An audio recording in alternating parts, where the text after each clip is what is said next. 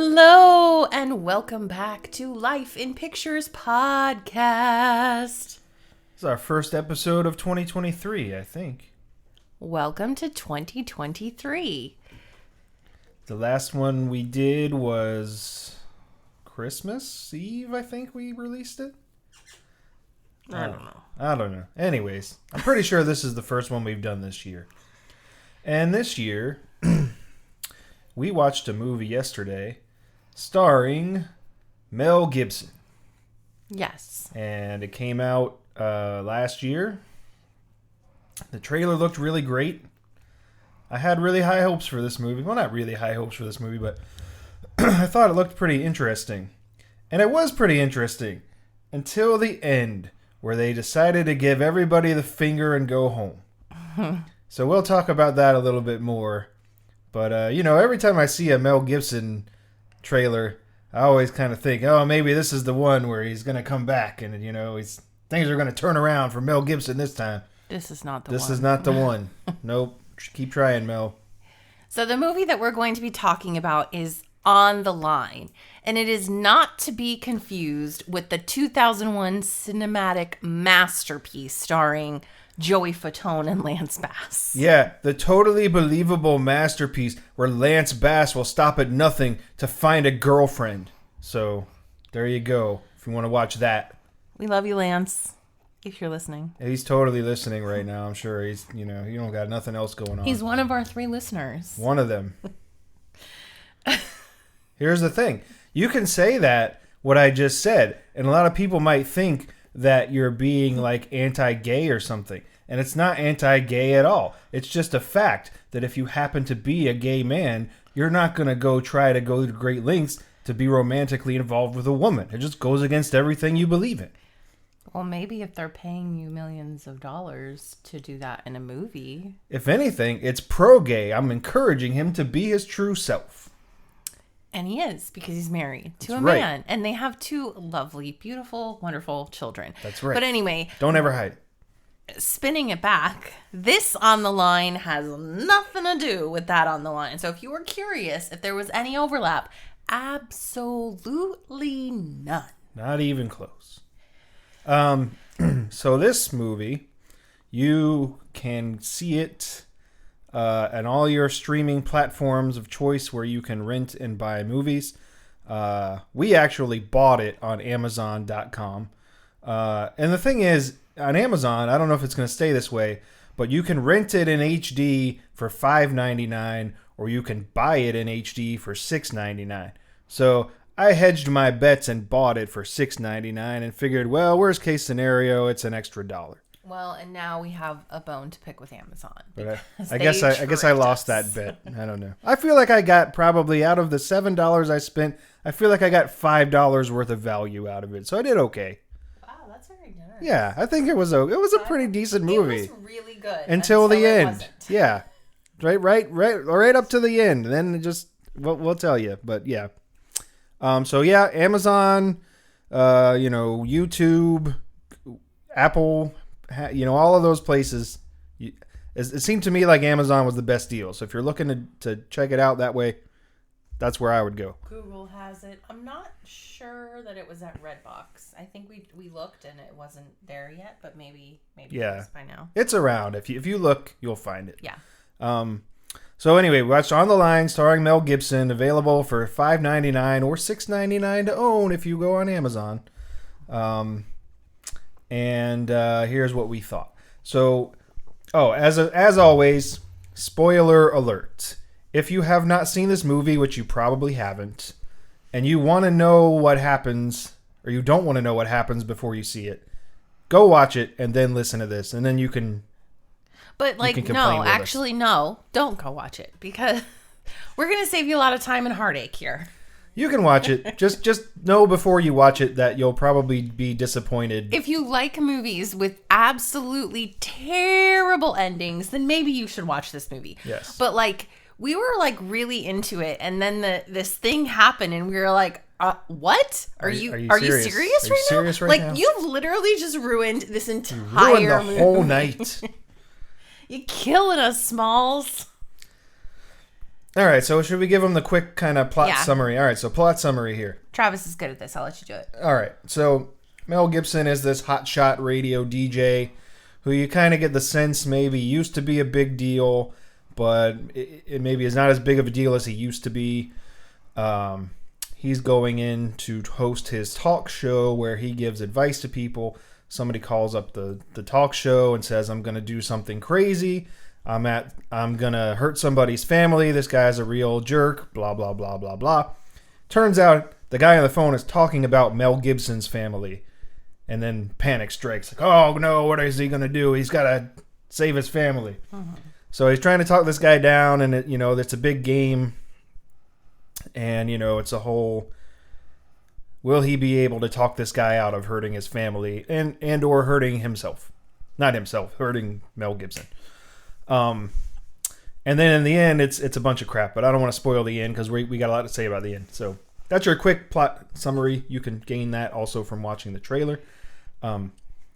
So we kind of start out, we see Mel Gibson is playing this radio host. His name is Elvis Cooney, and he's kind of a dick. Yeah. I mean, there's really no other way to say it.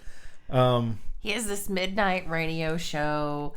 It's called On the Line, and you can tell that he gives advice to people, but his advice is let me put it like this.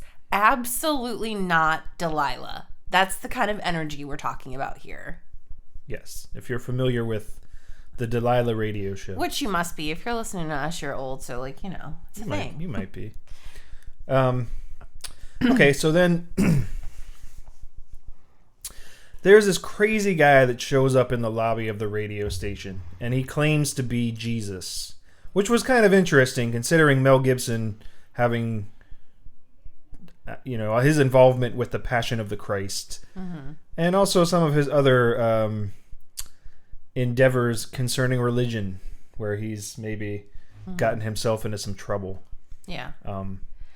So it was funny because we knew going into this that this was going to be a thriller based on the. It is tagged as thriller, like the record show. It is tagged as a thriller, and the trailer is actually very intriguing. The trailer is the entire reason that we decided to watch it. They did a good job on that trailer. They got us. They really did. Good job, guys. You tricked us. But anyway, so you're kind of in this moment. You know something's coming, and you're like, okay, is this guy the bad guy, or is he a distractor, or does he really have nothing to do with any of this at all? Yeah. So that was kind of like where our minds were going while that was happening. And then I think later on when they gets the call, you're kind of thinking, is this the guy from before? Because, it gets kind of crazy, and then he finally convinces the guy to leave, and then you're like, okay, well, maybe it wasn't really over. We don't really know. Anyways, I don't know. I guess we already kind of gave the plot summary, so we'll just kind of talk about the way we thought, things that kind of struck us as interesting. It turns out that that next midnight, at midnight, it's going to be Mel Gibson's birthday. And he's complaining that everybody always forgets his birthday. And there's a new guy that's on the team that, tries to be nice to him, and he goes out of his way to be a dick to him. And so anyway, it's his birthday. That's kind of important to know for later. You kind of get the impression that maybe he used to be like a bigger deal than he is now, and that maybe his career is on the decline, but not totally over yet. And that maybe he's kind of used to being a jerk to everybody, when you are a big deal, people are probably more likely to put up with you being a jerk, but now that you're not as big of a deal as you used to be, people don't seem to be standing for it anymore. Mm-hmm. They seem to not get along with him either. I thought something that I thought was interesting was when I was watching him having these conversations with people that had called in, I just was wondering if he was actually talking to somebody, or if it was sort of like a Jurassic Park situation where he would just talk and he didn't know what was being said and they kind of piped that in later.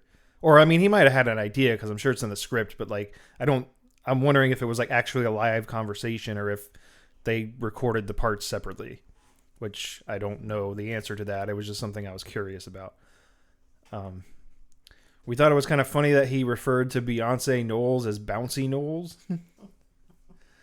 Which was on purpose. It wasn't a mistake. It's just because he's old and out of touch. Yeah, in and the movie. of old, so he has this kind of visceral reaction to internet stars. Like, he thinks that they're a joke and they're not really stars, and what's the point? And it's so stupid.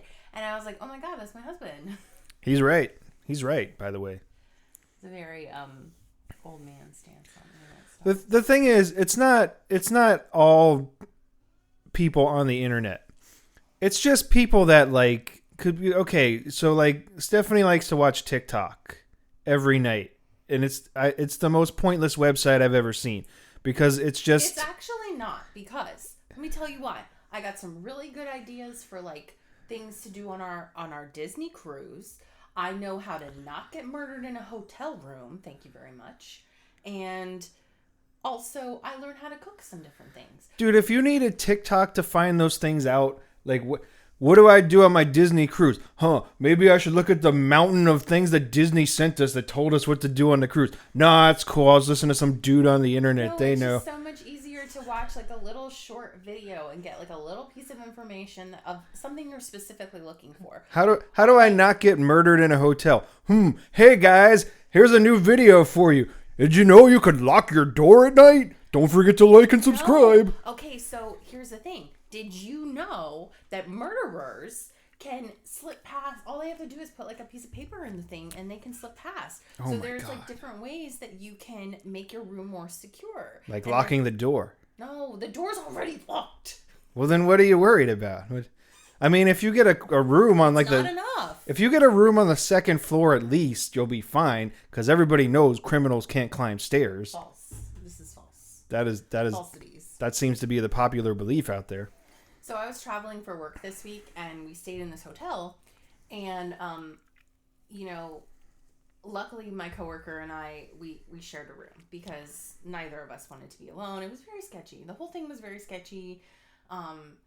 The curtains, like, there weren't even really curtains. There was just like that sheer panel. That was it. And we were facing the street. And I felt like the trafficking vibes. So having that TikTok knowledge of like how to make the room more secure so the traffickers didn't come get us just made me feel better. And okay, so like I have to use my brain all day.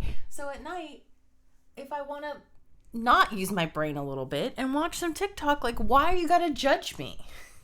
I'm just saying, it's pointless to me. Okay, you hear that's great. All these little 10-second clips of people, they have all this stupid music that they speed up so they don't get dinged for copyright. And then sometimes it's not sped up and you just hear the same like 10 seconds of a song 4,000 times in a row. And then all of the videos are like, hey guys, I could eat cookies. Okay, bye.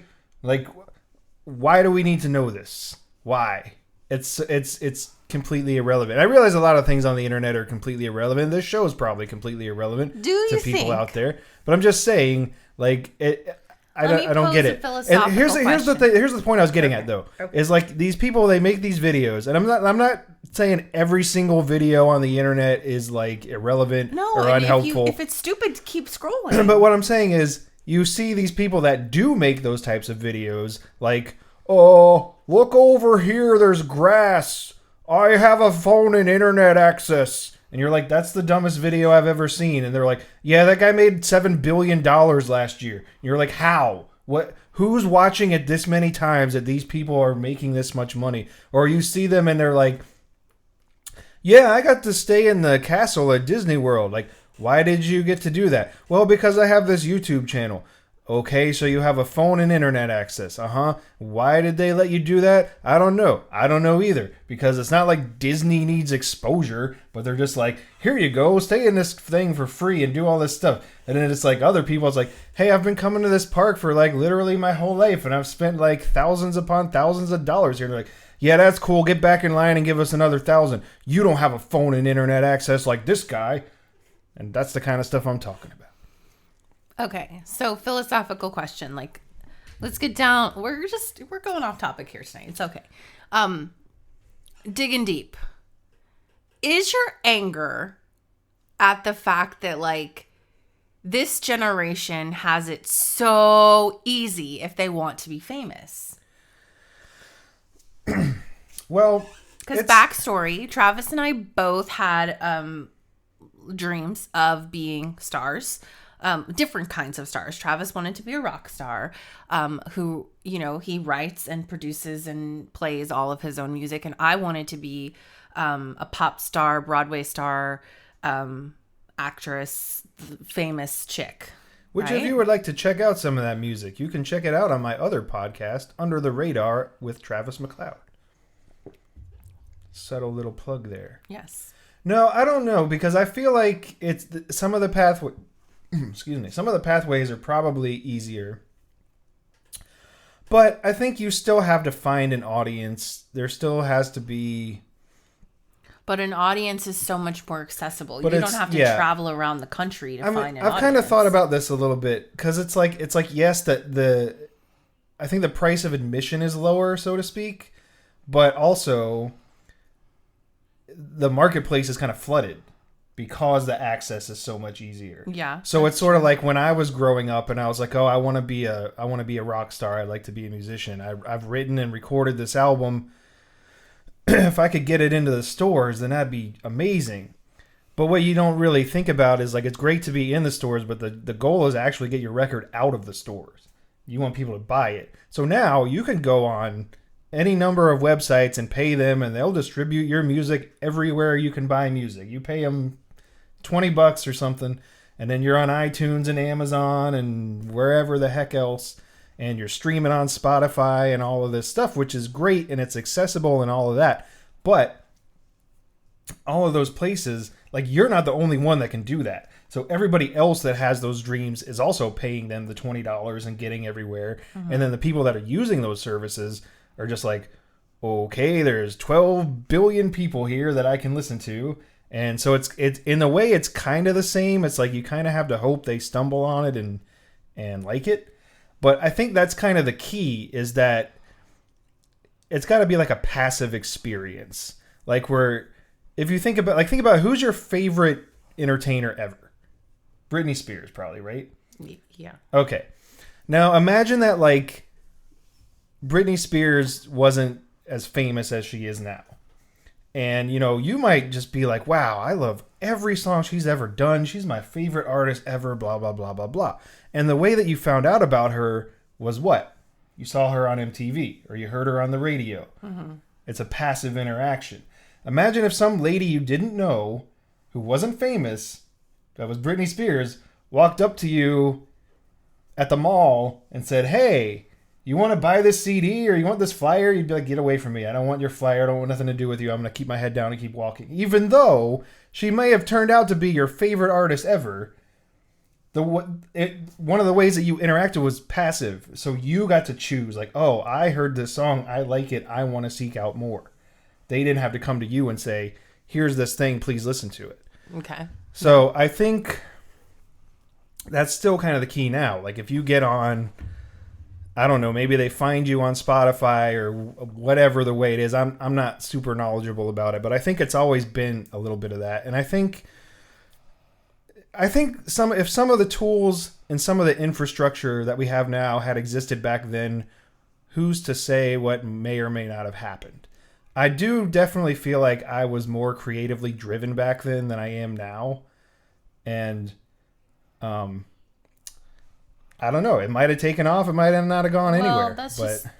I think that's just life. Like, but yeah, I think when you're 18, of course, you think that you're going to rule the world and that, like, you have time to be creatively driven. Like, who has time to do that now? We have 2 kids. We have a mortgage. We have full-time jobs. We have families we have to help out with. Like, there's so much. You don't have the time. Well, I feel like that's why I like to do this, where I'm like, when I started my other podcast, it was just kind of born out of this desire to create something, because I was like, well, I can't really go out and play shows anymore, and I can write songs, but I can't really record them. I don't have time to sit down and record a song when I've got a screaming baby that needs my attention. We don't have babies anymore. Not anymore, but at the time when I made that podcast. And it's like, this way I can sit down, I can still kind of talk about my opinions on things. I can, hopefully be a little entertaining for some people, and people can seek it out. And if they like it, then great. And if they don't, that's okay too. Everybody's got, their own opinions, and all of this is just subjective.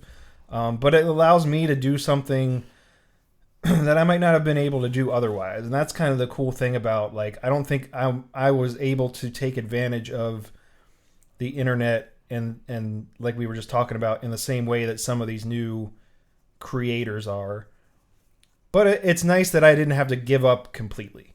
And it's still kind of cool to think that, like, maybe someday I'll write a song and record it and put it out there, and maybe someone will hear it and something will happen, or maybe this will take off, or maybe it won't.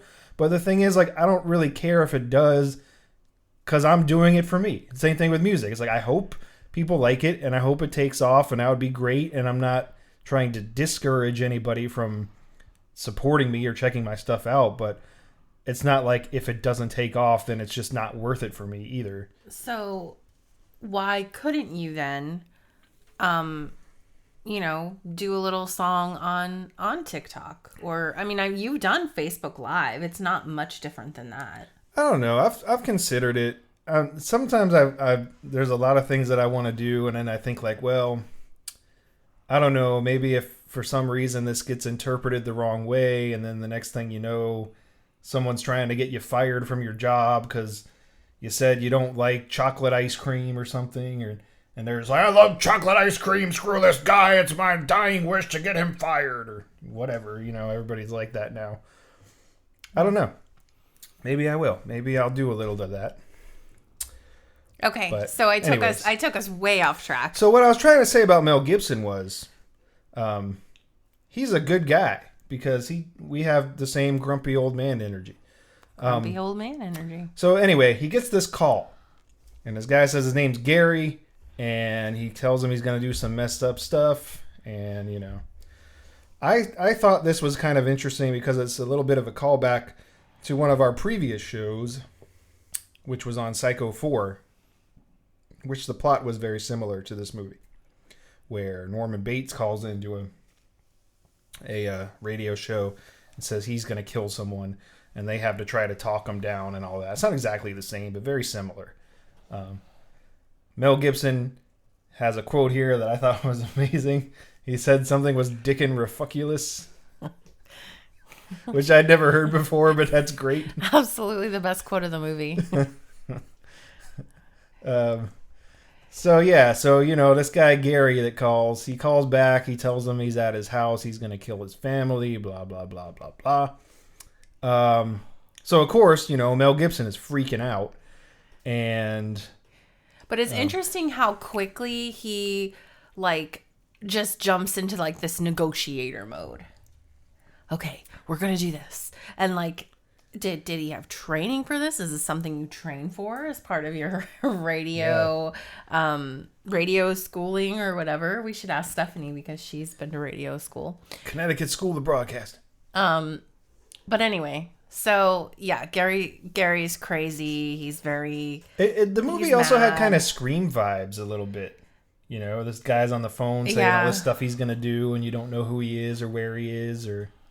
It was a really cool movie. Like, it had you kind of on edge. Like, what's going to happen next? Are they going to find out who this guy is, or where he is, or what he's doing? And he says that he has his family. He says that he knows that Elvis has been sleeping with his colleague, the switchboard operator. I believe her name was Mary. And he says, you need to admit this. Your wife's right here. If you don't admit it, I'm going to kill your family. So he reluctantly admits it, which I thought was weird, because I thought, that doesn't really mean anything. I mean, even if he was having an affair, he could just still say, hey, I would have said anything to make sure you didn't get killed. It's not like some big gotcha moment that, they made it sound like. So Gary makes Elvis go up to the roof, and with his little team, and he wants him to jump, because he says that his girlfriend had she'd previously been the switchboard operator and he was horrible to her and she killed herself by jumping out of a building. So he wants Elvis to jump. So Elvis pretends to jump. Yeah, which was weird because he told him to get up on the wall and then he says, "Oh my God, I'm afraid of heights. This is crazy." But I'm like, why would you just tell him you're getting on the wall? He can't see you. He's on the phone. Yeah. Like, and then when he pretended to jump, he jumped off the wall, like back onto the roof. So I'm like, so even if he could see you, then he's going to know that you didn't do it which turns out that's what happened next, he had a drone, and somehow he had a drone just sitting there, and it flies up and like, "Oh, you didn't really jump, did you there, Elvis?" And then, so now Gary's real mad, and I don't know, for some reason, Elvis and Dylan go down to the lobby, and so Dylan is the new guy. Dylan's the new guy. He's being a he's jerk British, too. and he doesn't know that. He's just, So they go down to the lobby. The security guard has been killed, and then Travis said, "Oh, it's one of those calls coming from inside the house," kind of things. Yeah. And then it seems like Gary flips the switch from like a sad psycho to a complete effing psycho. And tell us the next quote. Where are we in the notes? I'm losing my place because I'm a grumpy old man who can't see things. Oh, okay. Yeah, so then the switchboard operator gets on the phone and tells them that Elvis has left the building. And I was like, oh, they just couldn't help themselves. Yeah.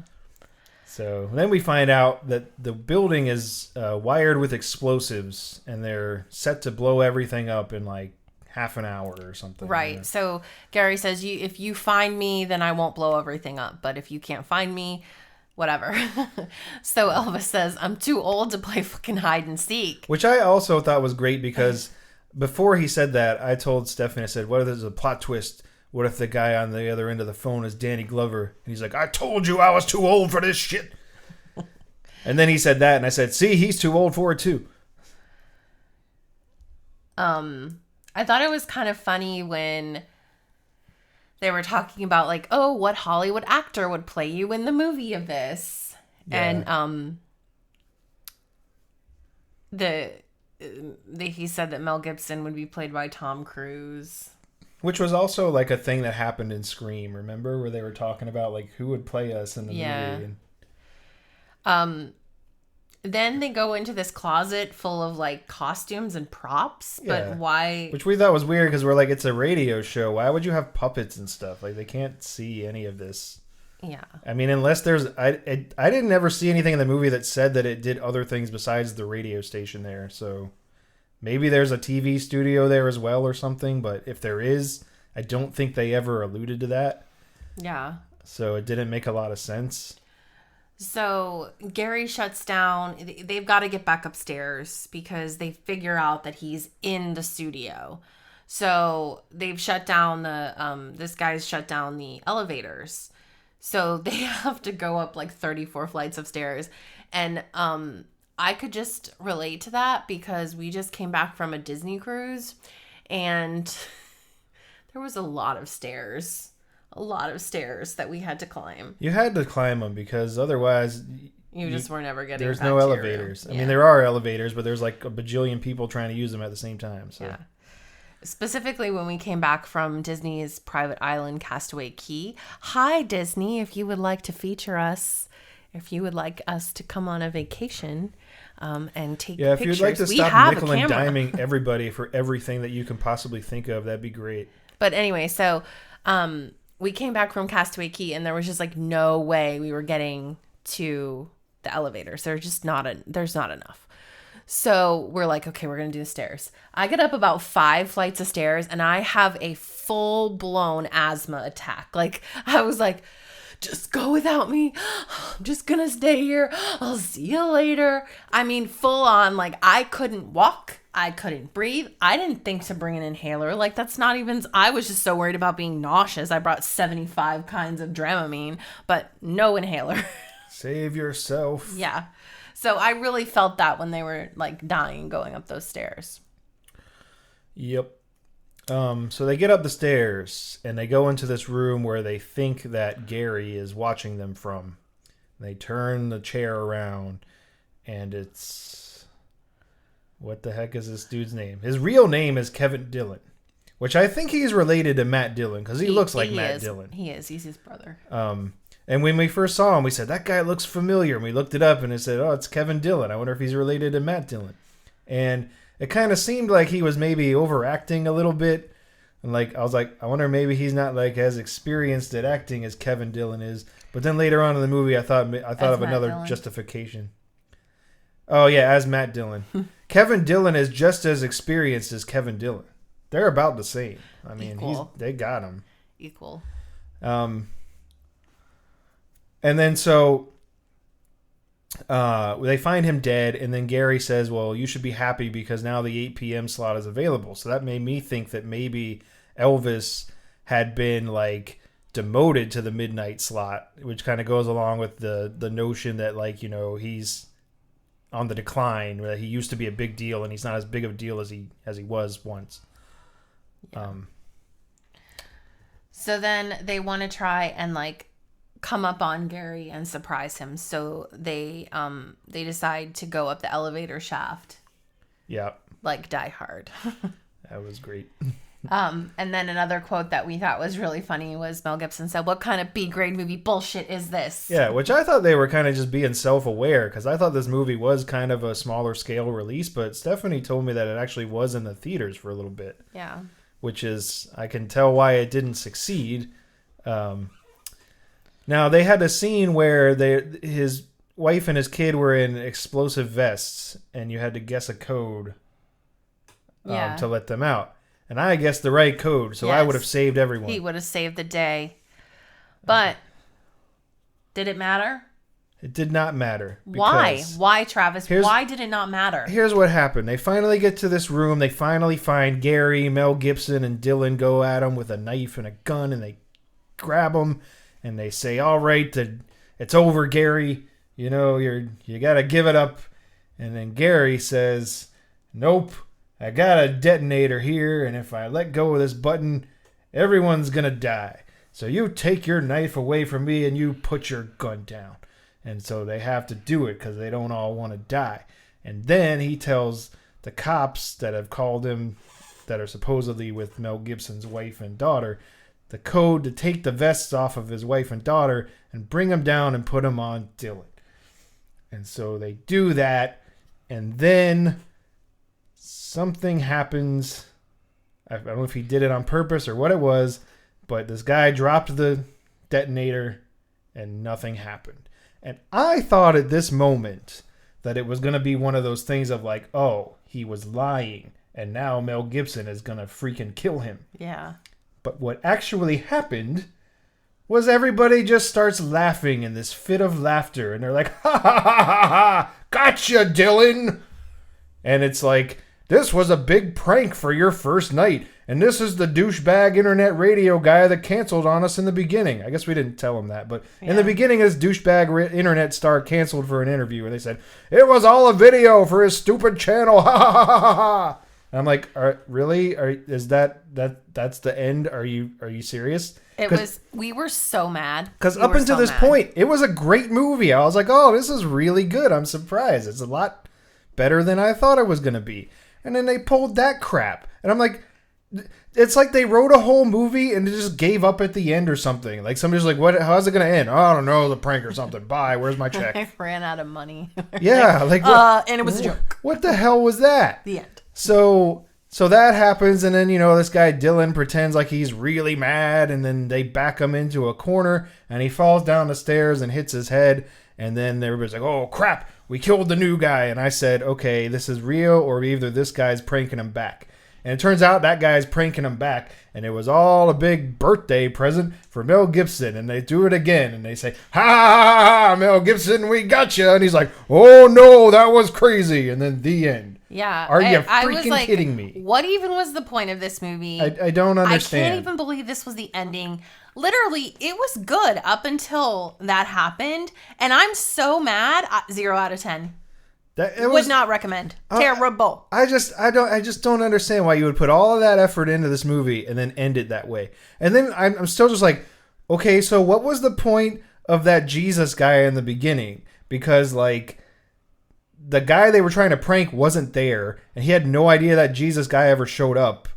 And so, like, who was that for? Apparently, the security guard was also in on it. So, like, it wasn't for him. It was, you know, like, it wasn't for Mel Gibson. Who was it for?